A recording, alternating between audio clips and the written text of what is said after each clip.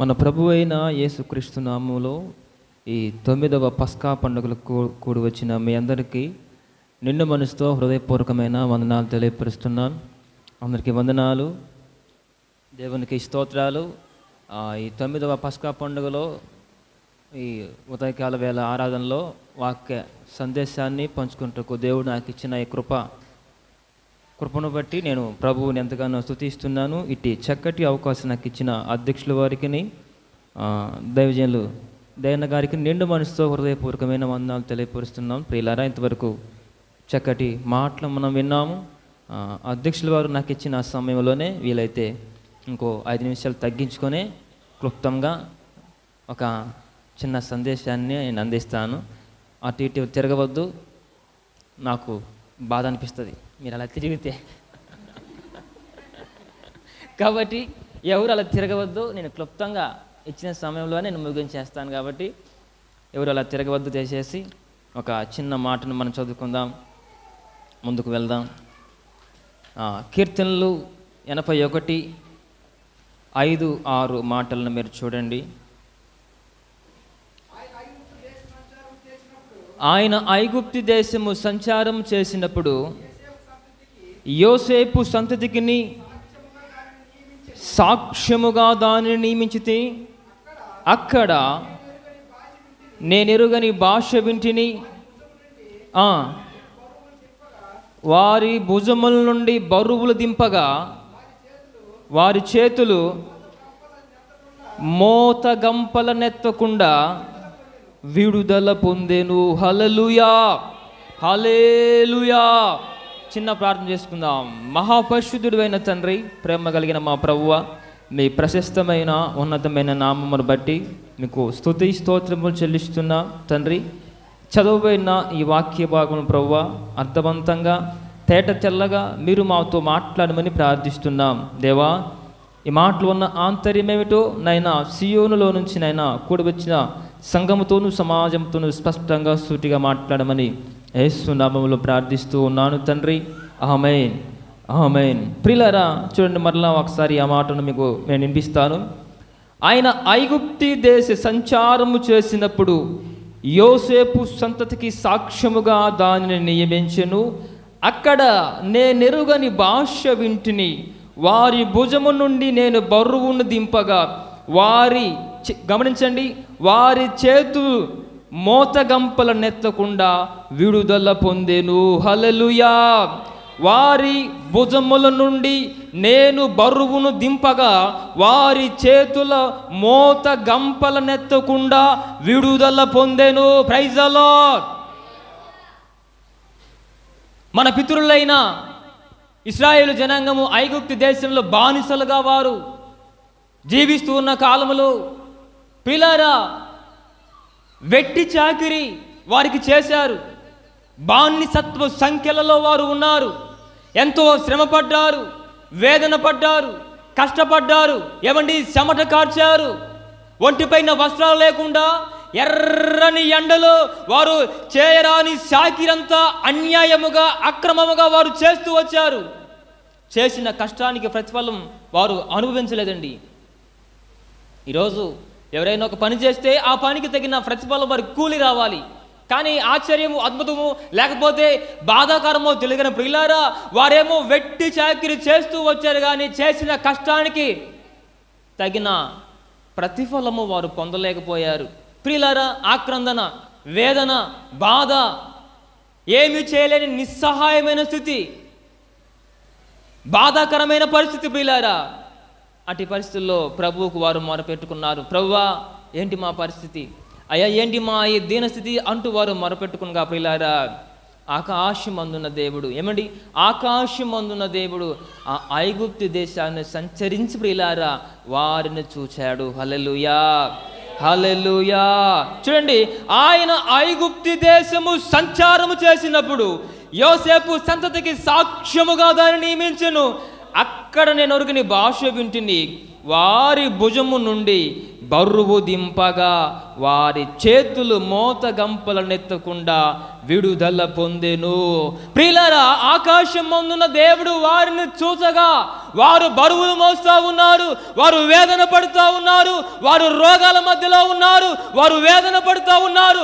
అట్టి స్థితిలో వారిని దర్శించి వారిని చూసిన దేవుడు వారి చేతులని వారి భుజములపై ఉన్న భారాన్ని దేవుడు దించివేశాడు.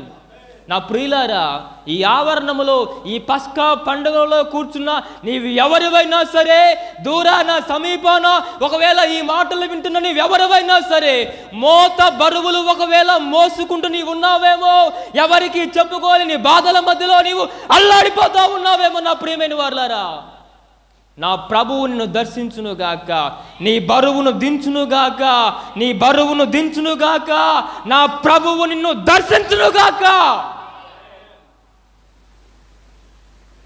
ఐగుప్తు దేశాన్ని ప్రభువు వారు దర్శించగా వారి భారం ఏంటో ఆయనకి కనపడిందండి, వారి క్షోభ ఏంటో ఆయనకి కనపడింది, వారి కన్నీరేంటో ఆయనకి కనపడింది, వారి కష్టమేంటో ఆయనకి కనపడింది, వారి వేదన ఏంటో వారికి కనపడింది, వాళ్ళ అవమానం ఏంటో ఆయనకి కనపడింది, వారి కన్నీరేంటో ఆయనకి కనపడింది. ఈరోజు ఈ ఆవరణంలో కూర్చుని ఎవరైనా సరే, ఏ సమస్యలతో నువ్వు బాధపడుతున్నా సరే, ప్రభు సూటిగా స్పష్టంగా మాట్లాడుతూ ఉన్నాడు. నీ ప్రతి కన్నీటిని నా దేవుడు చూస్తూనే ఉన్నాడు. దేవునికి చప్పట్లు కొడుతూ మహిమపద్దాము. హల్లెలూయా, హల్లెలూయా.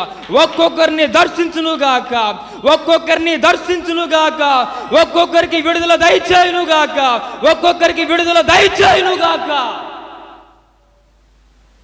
ప్రియులారా, ఆయన ఐగుప్తు దేశాన్ని సంచారం చేసినప్పుడు వారి బరువులు మోసుకోవటం వారు మోత బరువులు మోయటం ఆయనకు కనబడింది. చూసిన దేవుడు వారిని విడిచిపెట్టాడా? మోయన్రా, మీకు తిక్కుదరలా అన్నాడా? వారి కన్నిటిని చూసిన దేవుడు, వారి ఆక్రందనలు విన్న దేవుడు, ప్రియులారా, వారి భుజముల మీద నుండి బరువును దింపగా, చిన్న చక్కటి మాట, వారి చేతులు మోత గంపలనెత్తకుండా విడుదల పొందెనుగాక. హల్లెలూయా, హల్లెలూయా. ప్రియమైన వారులారా, అప్పుల సమస్యల మధ్యలో ఒకవేళ ఈ పస్కా పండుగలో నువ్వు ఉన్నావేమో, కుటుంబ కలహాల సమస్యలతో ఒకవేళ ఈ పస్కా పండుగల ఆవరణంలో నీ ఉన్నావేమో, రేయింబగలు కష్టపడి ప్రయాసపడి వేదన పడి ఎంతో శ్రమపడి సంపాదించిన చినిగిన సంచులో వేసిన చిల్లర వల్ల నీ కష్టమంతా కరిగిపోతా ఉందేమో, అవమానాల ఊబిలో చిక్కుని పోయావేమో, సమస్యల సులుగున మధ్యలో నలిగిపోయావేమో. నీవు ఏ స్థితిలో ఉన్నా, ఏ పరిస్థితిలో ఉన్నా, నా ప్రభువు నిన్ను చూస్తూనే ఉన్నాడు. నీకు విడుదల దయచేయునుగాక. హల్లెలూయా, హల్లెలూయా. మనందరికీ ప్రభు విడుదల దయచేయునుగాక. అటు భాగ్యము ప్రభు మనకు అనుగ్రహించునుగాక. ఆమేన్. ప్రియులారా, ఇప్పుడు ఆయన సంచరించి చూడాలి అంటే ఏం చేయాలి? ఆయన మనల్ని సంచరించాలి అంటే మనం ఏం చేయాలి? చూడండి, అపోస్తుల కార్యములు 7వ అధ్యాయము 34 చూడండి. అపోస్తుల కార్యములు 7:34. ఐగుప్తులోనున్న నా ప్రజల దురావస్థను నేను నిదానించి చూచి తిని, వారి మూలుగులు వింటిని, వారిని విడిపించుటకు దిగి వచ్చి ఉన్నాను. ఇప్పుడు చూడండి, ఐగుప్తులో శ్రమపడుతున్న నా పిల్లల శ్రమలను నేను నిదానించి చూశాను. హల్లెలూయా. ఆయన నిదానించి చూస్తాడమ్మా. కంగారుగా ఆయన వెళ్ళిపోవట్లేదు. ఈరోజు నువ్వు పడుతున్న శ్రమ ఏంటో, ఈరోజు నీ సమస్య ఏంటో, ఈరోజు నీకున్న ఇబ్బంది ఏంటో, నీకున్న వేదన ఏంటో, నీకున్న కరువు ఏంటో, నీకున్న కష్టం ఏంటో, అయినా నిదానించి నిదానించి నీ పైన తీరిగ్గా కళ్ళు పెట్టి ఆయన దయగలిగిన కనుచూపు నీపై ఉంచి ప్రశాంతంగా నిన్ను చూస్తూనే ఉన్నాడు. నీ సమస్య తీర్చుటకు ఆయన సంసిద్ధంగా ఉన్నాడు. హల్లెలూయా. చూడండి, అక్కడ రాయబడిన మాట, వారి మూలుగులు వింటిని వారిని విడిపించుటకు దిగి వస్తిని. ఆమేన్. అంతేనా? వారి మూలుగులు వింటిని వారిని విడిపించుటకు నేను దిగి వస్తిని. హల్లెలూయా. ఇప్పుడు ఆయన సంచరించాలి అంటే, ఆయన మనల్ని దర్శించాలి అంటే మనం ఏం చేయాలి? ఆ మధ్య ఒక తల్లిగారు ఇంత పెద్ద ముసుగేసుకొని ప్రార్థన చేయయ్యా, సమస్యలు పెరిగిపోతున్నాయ్యా, అసలు మా కుటుంబంలో నెమ్మది లేదయ్యా అంటూ బాగా బాధపడుతున్న తల్లిగారు. ప్రియులారా, అమ్మా మూలుగుతున్నావా? కుటుంబంలో నీవు రోధిస్తున్నావా? మూలుగుతున్నావా తల్లి అని నేను అడిగానండి. ఆమెన్నది, అయ్యో ఎందుకు మూలుగునయ్యా, మొన్నంటే మా ఆయన ముక్కు మీద 3 కుదురు గుద్దాడయ్యా, 30 రోజుల నుంచి మూలుగుతూనే ఉన్నానయ్యా. ప్రియులారా, మూలగటం అంటే ముక్కు మీద గుద్దితోనో లేకపోతే వేరేదో కాదు, కానీ దేవుని సన్నిధిలో పెనుగులాడటం నేర్చుకోగలగాలి. హల్లెలూయా. దేవుని పాదాలు పట్టుకొని నీ పిల్లల కొరకై, చెడిపోయిన నీ భర్త కొరకై, పాడైన నీ కుటుంబం కొరకై, వేదన పడుతున్న నీ అప్పుల సమస్యల కొరకై ప్రతి దినము నీ సన్నిధిలో దేవుని పాదాల చెంతలో నీవు మూలగాలి అని అంటాడు. వారి మూలుగులు నేను వింటిని వారిని విడిపించుటకు నేను వారి కొరకై దిగి వచ్చి తిని, నేను వారిని నిదానించి చూచి తిని. ఎవరు చూస్తారయ్యా? అసలు నన్ను పట్టించుకునే వాళ్ళు ఎవరు లేరయ్యా, నా శ్రమ ఆలకించే వాళ్ళు లేరయ్యా, నా బాధ వినేవాళ్ళు లేరయ్యా అని కొందరు అంటుంటారండి కొన్ని సందర్భాల్లో. ప్రియులారా, కన్నవారే అన్నగారు పాట, కన్నవారే కాదన్నను, ఏమండి మన సొంత వారే ఎవరు వెలివేసినా, ఈ లోకంలో ఎవరు మనకు ఉన్నా లేకపోయినా, ఆత్మీయులు, బంధువులు, స్నేహితులు ఎవడు మనకు అండగా దండగా బండగా ఎవడు మనకు లేకపోయినప్పటికీ ఆకాశమందున్న దేవుడు, ఆకాశమందు ఆసీనుడైన వాడు నిన్ను నీ ప్రతి పరిస్థితిని నిదానించి చూస్తూనే ఉన్నాడు. హల్లెలూయా. ఆయన నిదానించి చూస్తుండమ్మా. నువ్వేదో మొరపెడతా ఉంటే, నువ్వేదో రోధిస్తూ ఉంటే, ఇన్నాలేమ్మా అంటూ నీ కంగారు పడితే వెళ్ళిపోలేదండి. నువ్వేదో ఆయన సన్నిధిలో పెనుగులాడుతూ ఉంటే, నువ్వేదో ఆక్రందనలు చేస్తూ ఉంటే, అమ్మా విన్నాలే, నాకు కొంచెం పని ఉంది వెళ్ళిపోతుందమ్మా, నేను రేపు వచ్చించాలి అనే దేవుడు కాదమ్మా. ఆయన నిదానించి నిన్ను చూస్తూ ఉన్నాడు. ఆయన నిదానించి నిన్ను చూస్తున్నాడు. ఆయన నీ మూలుగులు విన్నాడు. వారి మూలుగులని, వారి దుఃఖమును ఆయన విన్నాడు, వారి ఆక్రందనలను ఆయన విన్నాడు, వారి శోధనను ఆయన విన్నాడు. కాబట్టి ప్రియులారా, వారిని విడిపించుటకు వారి మధ్యలోనికి దిగి వచ్చాడనే దేవుని వాక్యం సెలవిస్తూ ఉంది. ప్రియులారా, మూలిగే అనుభవంలో ఉన్నారా?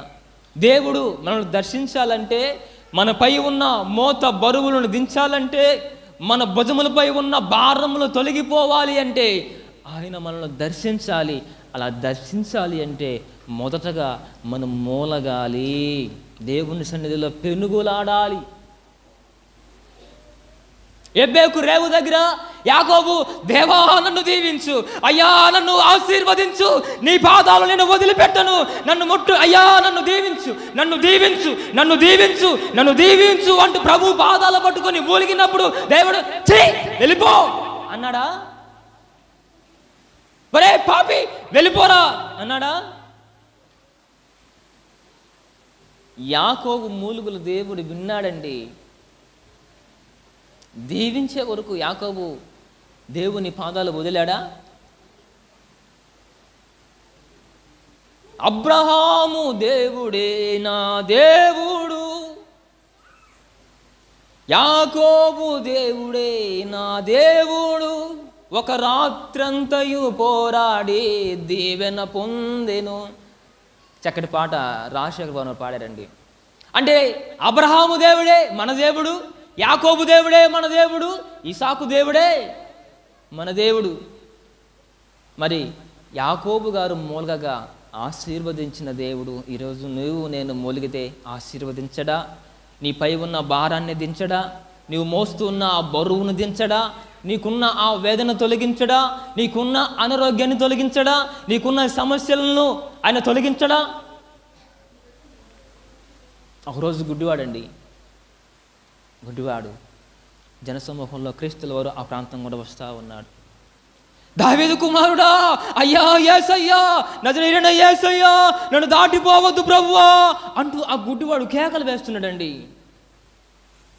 వీళ్ళంటారు, ఆ పేతురు, ఆ అయ్యగారు అపోస్తలు అంటారు, హై గుడ్డోడా పక్కబోరా, అసలు నువ్వేంటి ఆయనేంటి, నువ్వు పిలిస్తే ఆయన పలుకుతాడా, పక్కబావు అన్నారండి. అంత జన సమూహములో, అంత రద్దీగా ఉన్న ఆ ప్రాంతములో, అంత గందరగోళంగా ఉన్న ఆ ప్రాంతములో ఈ గుడ్డివాడు వేసిన కేకలను నిదానించి ఆయన విన్నాడు. ఆయన విన్నాడండి. విన్న దేవుడు దాటిపోయాడా? గుడ్డివాడి కేకలు విన్న దేవుడు వదిలేసి వెళ్ళిపోయాడు అంటే లేదు. అతనికి సంపూర్ణమైన స్వస్థత ఇచ్చినట్లుగా దేవుని వాక్యం సెలవిస్తూ ఉంది. హల్లెలూయా, హల్లెలూయా. ప్రియులారా, ఎందరూ మూలుగుతూ ఉన్నారు. పిల్లల గురించి ఎందరూ మూలుగుతూ ఉన్నారు. కుటుంబం గురించి ఎందరూ మూలుగుతూ ఉన్నారు. కుటుంబ పరిస్థితిని బట్టి ఎందరూ దేవుని సన్నిధిలో పెనుగులాడేవారుగా ఉన్నారు. ఈరోజు ఎందుకు ఈ సమస్యలు, ఈరోజు ఎందుకు ఈ కరువు, ఎందుకు ఈ అనారోగ్యం అంటే చాలామంది కుటుంబాల్లో మూలిగే అనుభవాలలో లేరండి. ప్రభు పాదాలు పట్టుకునే అనుభవాలలో లేరు. క్రైస్తవ్యం సెల్ ఫోన్ క్రైస్తవ్యంగా మార్చబడింది. చర్చికి రండక సెల్లులో యూట్యూబ్లో వాక్యం వస్తుంటే విన్నానయ్యా. ఆన్లైన్లో ఈ మధ్య ఒక ఫ్యాషన్ నేర్చుకున్నారండి, ఆన్లైన్ ప్రార్థన అంట. నాకు ఎక్స్క్యూజ్ సారీ, మళ్ళా ఈ ప్రార్థన కాదండి, ఆ ప్రార్థన వేరే ఉంది. చర్చికి రండక అంటే ఆన్లైన్లో ప్రేయర్ ఉందయ్యా మాకు.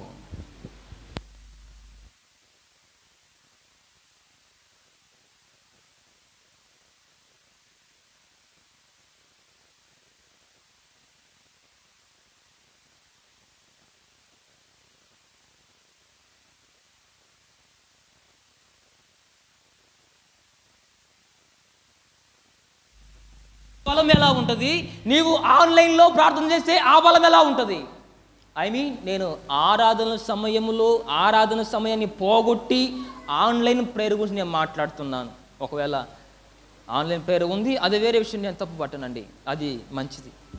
ఆరాధన పక్కన పెట్టి ఆన్లైన్ ప్రేయర్ నేను తప్పు పడతాను ఖచ్చితంగా. సరే, ఇది మన విషయం కాదు. ప్రియులారా, దేవుని పాదాలు పట్టుకునే అనుభవములో మనం ఉండాలి. అలా దేవుని పాదాలు పట్టుకునే స్థితిలో ఉంటే నిశ్చయముగా ఆయన మనల్ని దర్శించునుగాక. హల్లెలూయా. మన మూలుగులు ఆయన వినుగాక. హల్లెలూయా, హల్లెలూయా. ప్రియులారా,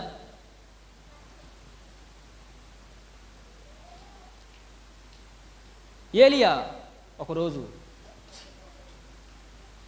ఆయన ఎటువంటి సేవకుడు అంటే, ఆయన మాట సెలవిస్తే ఆ మాట జరిగిపోయిందండి.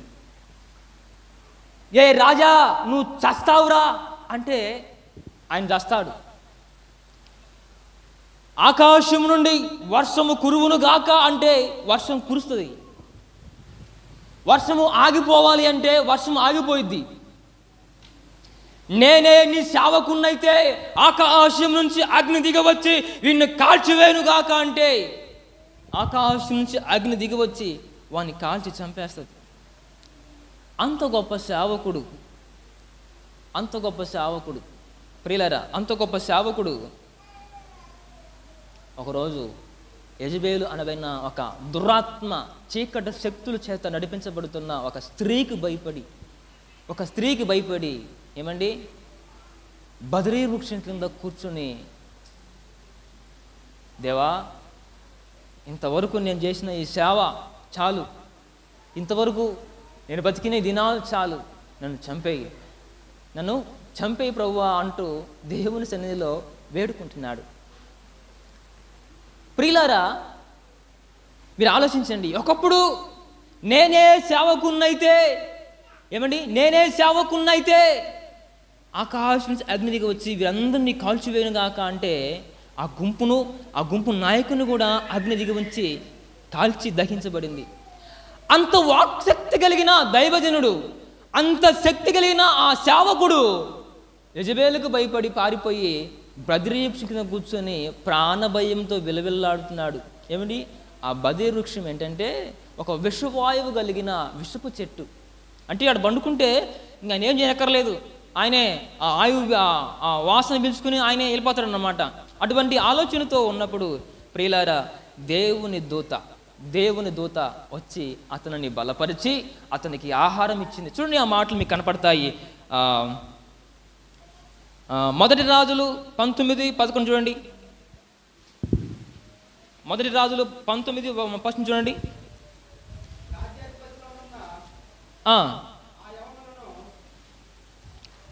మొదటి రాజులు 19:1 చూడయ్యా. 19:1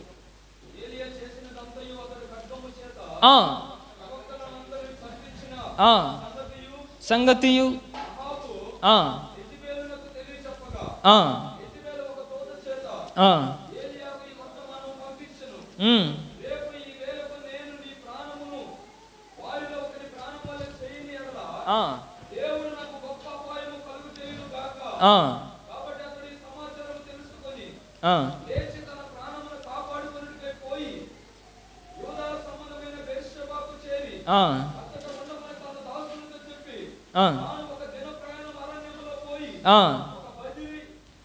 వృక్షము కింద యెహోవా కాను, ఇంత మటుకు చాలును, నా ప్రాణము తీసుకున్నామని ప్రార్థన చేశాను. ప్రియులారా, చూడండి, ఒక బలమైన సేవకుడు, ఏమండి, ఒక వాక్శక్తి, దేవుని వాక్కులు పొందిన సేవకుడు భయపడి నిరాశ నిస్పృహల్లో వెళ్ళి ప్రాణభయం చేత తీసేయి ప్రభువా, అయ్యా తీసేయి ప్రభువా అంటూ దేవుని సన్నిధిలో వేడుకుంటున్నాడు. అయితే ఆయన్ను దర్శించి దేవదూత ఆయనకు ఆహారం ఇచ్చి ఆయన బలపరిచింది. 2 మారులు ఏలియాను ఏమండి దేవుని దూత దర్శించింది. ఆమేన్, హల్లెలూయా. ప్రియులారా, చూడండి, అదే 19:11 మాట చూడండి. అందుకు ఆయన, నీవు పోయి పర్వతము మీద యెహోవా సముఖమందు నిలిచి ఉండమని సెలవిచ్చెను. అంతట యెహోవా ఆ వైపున సంచరింపగా బలమైన పెనుగాలి లేచెను. హల్లెలూయా. దేవుడు సంచరిస్తే ఏమవుద్దంటే చూడండి, అందుకైనా నీవు పోయి పర్వతము మీద యెహోవా సమ్ముఖమందు నిలిచి ఉండమని సెలవిచ్చెను. అంతటా యెహోవా ఆ వైపును సంచరింపగా బలమైన గాలి లేచెను. హల్లెలూయా. దేవుడు సంచరిస్తే బలమైన గాలి మన పైన వీస్తుంది. ఆమేన్. ఏమండి, దేవుడు సంచరిస్తే మన పైన ఒక బలమైన గాలి వీస్తుంది. ఇప్పుడు ఆ గాలి ఏంటి చూద్దామా? గాలి ఏంటో తీయండి అన్నమాట. నిర్గమకాండము 14 చూడండి. నిర్గమకాండము 14:21. మోషే సముద్రము వైపు తన చెయ్యి చాపగా యెహోవా ఆ రాత్రి అంతయు బలమైన తూర్పు గాలుల చేత సముద్రమును ముక్కలు చేస్తాను. ఆ మాట ఆంశం పోతుంది. అదే మాట చదువు.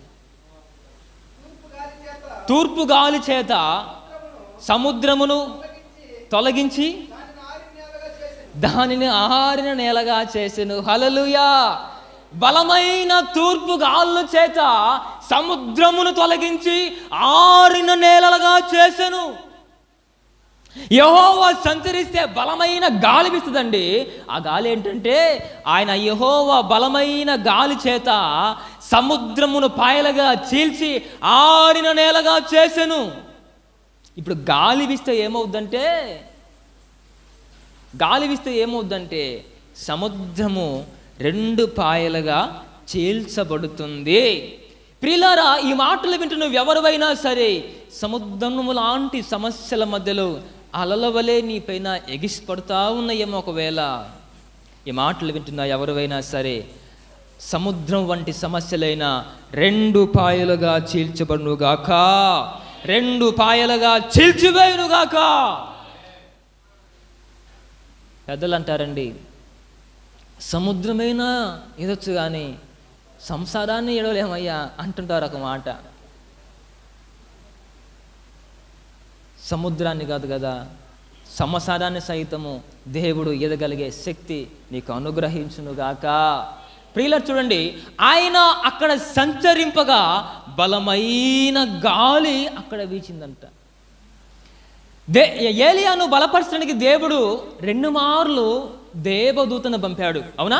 అక్కడ రాయబడి ఉంది, 2 మార్లు ఏలియాను బలపరచడానికి దేవదూతను పంపాడు. కానీ ఆయన కొండ మీద ఆయన ఉన్నప్పుడు ఆయన సమీపానికి ఆయన సంచరించడానికి సాక్షాత్తు దేవుడే అక్కడికి దిగి వచ్చాడు. హల్లెలూయా, హల్లెలూయా. నిన్ను బలపరచడానికి, నీకు శక్తినివ్వటానికి, నీకు ఆరోగ్యం ఇవ్వటానికి, ఏమండి నిన్ను ఆశీర్వదించడానికి దేవదూత కాదు కానీ సాక్షాత్తు ఆయనే దిగి వచ్చి నిన్ను సంచరించి నీ మధ్యలో, నీ కుటుంబాల మధ్యలో, సంఘాల మధ్యలో, సమాజంలో సంచరించి నిన్ను ఆయన ఆశీర్వదించునుగాక. హల్లెలూయా. దేవదూతలు కాదు, సేవకులు కాదు, ప్రవక్తలు కాదు, సాక్షాత్తు ఆయనే దిగువచ్చునుగాక మన కొరకు. అవునా కదా? అక్కడ ఫస్ట్ వచ్చి ఏలియాలే అన్నం తినమని పెట్టింది.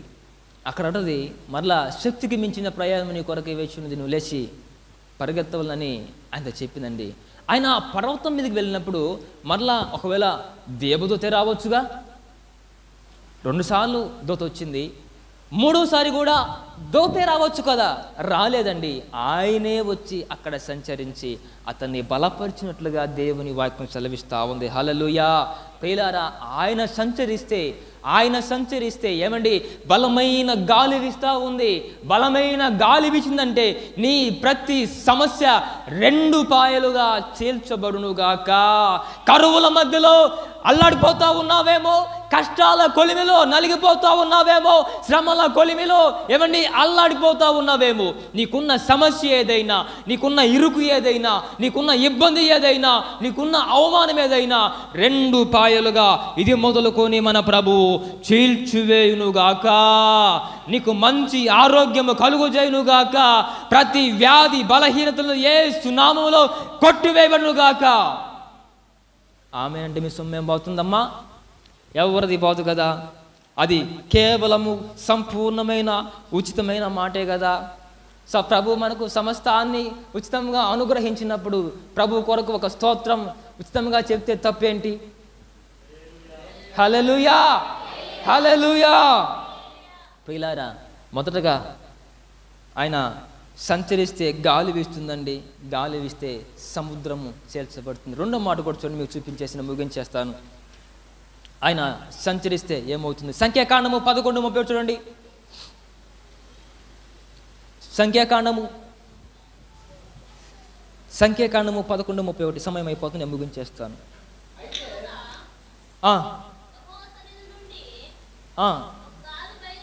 ఒక గాలి బయలుదేరి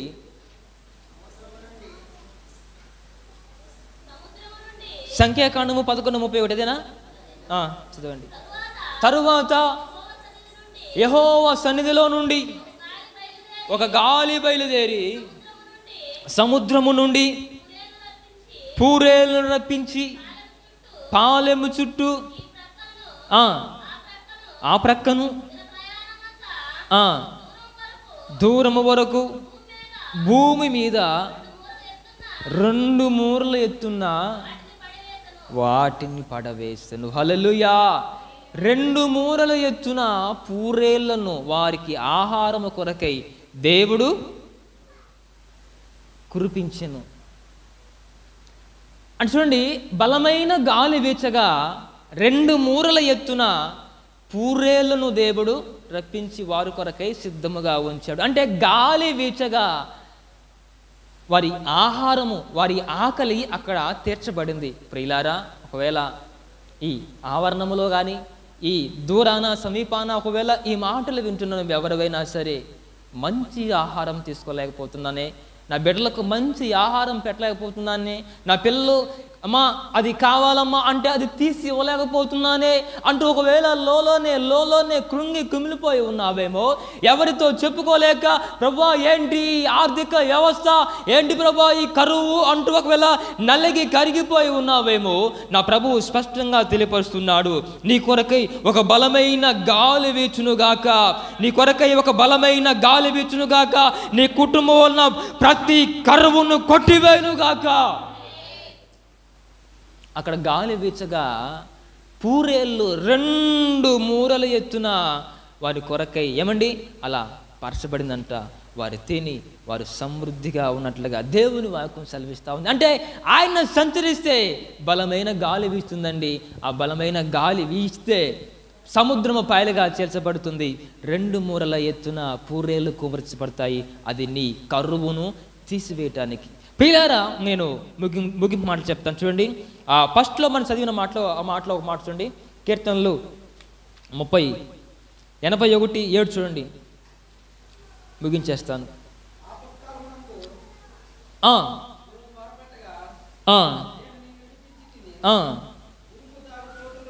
ఉరుము దాగు చోటులో నుండి నీకు ఉత్తరమిచ్చుతిని. చాలు చూడండి, ఐగుప్తు దేశం సంచారం చేసినప్పుడు దేవుడు చేసిన కొన్ని కార్యాలంటే, మొదటగా ఆయన వారి భుజముల మీద నుండి బరువులు దించివేశాడు. రెండవదిగా ఉరుము దాగు చోటులో నుండి నీకు ఉత్తరమిచ్చువాడు ఆయనే. హల్లెలూయా. ఏమండి, మొదటగా ఆయన సంచరిస్తే చేసిన కార్యం ఏంటంటే వారిపై ఉన్న భుజములపై ఉన్న భారాన్ని తొలగించేశాడు. రెండవదిగా ఉరుము దాగు చోటు నుండి ఆయన మనకు ఉత్తరమిచ్చే దేవుడై ఉన్నాడు. ప్రియులారా, ఒక చిన్న సందర్భాన్ని మీకు జ్ఞాపకం చేస్తాను. ఆ మాటను కూడా చూడండి. 1 సమూయేలు 7:10 చూడండి. 1 సమూయేలు 7:10. 1 సమూయేలు 7:10. సమూయేలు దహన బలి అర్పించుచుండగా ఇశ్రాయేలులు అయితే యెహోవా ఫిలిష్తీయుల మీద మెండుగా ఉరుములు కురిపించి వారిని తారుమారు చేయగా వారు ఇశ్రాయేలు చేత ఓడిపోయిరి. ప్రియుల తలపైకెత్తండి, ముగించేస్తాను. ఒకరోజు ఇశ్రాయేలు జనాంగము భయభ్రాంతులకు గురైపోయి దేవుని సన్నిధిలో దేవుని ఆవరణంలో భయపడుతూ ఉన్నారండి. అయ్యో శత్రువులు వస్తున్నారే, దాడి చేసి మనల్ని చంపేస్తారే అంటూ కలవరపడుతూ కంగారు పడుతూ ఉన్నప్పుడు వారి సేవకుడు చెప్పారండి, మీరేం చేయొద్దు, మీరేం కంగారు పడవద్దు, నేనున్నాను మీ కొరకై అంటూ మీరు ప్రార్థించండి, మీరు మొరపెట్టండి అంటూ వారితో చెప్పి ఏమండి సేవకుడు వెళ్ళి వారి పక్షముగా దహన బలిని అర్పించాడు. ఆయన దహన బలి అర్పిస్తూ ఉండగానే శత్రువులు ఆ మందిర ఆవరణముకు సమీపించారండి. ఆవరణముకు దగ్గరికి వారు శత్రువులు సమీపించారు. ప్రియులారా, వారు సమీపించగానే వీరేమో లోపలే ఉన్నారు. బయటకు వెళ్ళి కత్తులు తీయలేదు, బయటకు వెళ్ళి తుపాకులు తీయలేదు, కానీ వారు లోపల ప్రార్థిస్తూ ఉండగానే ఆకాశములో నుండి ఉరుములతో దిగి వచ్చిన దేవుడు ఒక్కొక్కరిని తారుమారు చేసి వారిని వారే చంపుకునేలా చేసి అపజయాన్ని ఇచ్చి దేవుని పిల్లకి అఖండ విజయాన్ని కలిసారు. దేవునికి స్తోత్రం చెబుదామా? హల్లెలూయా, హల్లెలూయా. కత్తి పట్టలేదు, తుపాకీ వేయలేదు, ఈటె విసరలేదు, దావీదు వేసినట్టుగా ఉరిసెలు కూడా విసరలేదండి. ఆవరణంలో కూర్చొని ప్రార్థన మాత్రమే చేస్తున్నారు. సేవకుడు ఏమండి బలి మాత్రమే అర్పించాడు. వారు లోపల ఉండగానే ఉరుములతో దిగి వచ్చిన దేవుడు వారిని తారుమారు చేశాడు. హల్లెలూయా, హల్లెలూయా. ఈరోజు నీ కొరకై నా దేవుడు ఉరుములతో దిగవచ్చునుగాక. చూడండి చక్కని మాట, ఉరుము దాగు చోటులో నుండి నీకు ఉత్తరం ఇచ్చువాడు నేనే. ఆమేన్, హల్లెలూయా. ప్రియులారా, నువ్వు మొరపెట్టగలిగితే, నువ్వు వేడుకోగలిగితే, నువ్వు ఆయన సన్నిధిలో పెనుగులాడగలిగితే మనందరినీ ఆయన దర్శించునుగాక. ఈ పస్కా పండుగకు వచ్చిన నీవు ఒట్టి చేతులతో వెళ్ళబోవండి. నూతనమైన ఆశీర్వాదముతో, నూతనమైన సంతోషముతో, నెమ్మదితో, ఒక ఉత్సాహముతో ఇక్కడి నుంచి నీవు ఇంటికి వెళ్ళబోతూ ఉన్నావు. హల్లెలూయా. ఈ 3 రోజులు పస్కా పండుగ ముగించుకొని నిశ్చయముగా చెప్తూ ఉన్నాను, నూతనమైన సంతోషముతో ఈ వెంగపల్లిని విడిచి మీరు వెళ్ళబోతూ ఉన్నారు. నూతనమైన ఆశీర్వాదము ప్రభు మనందరికీ అనుగ్రహించి మనను ఆయన తృప్తిపరుచునుగాక. హల్లెలూయా. ఈ మాటలను దేవుడు దీవించి ఆశీర్వదించునుగాక.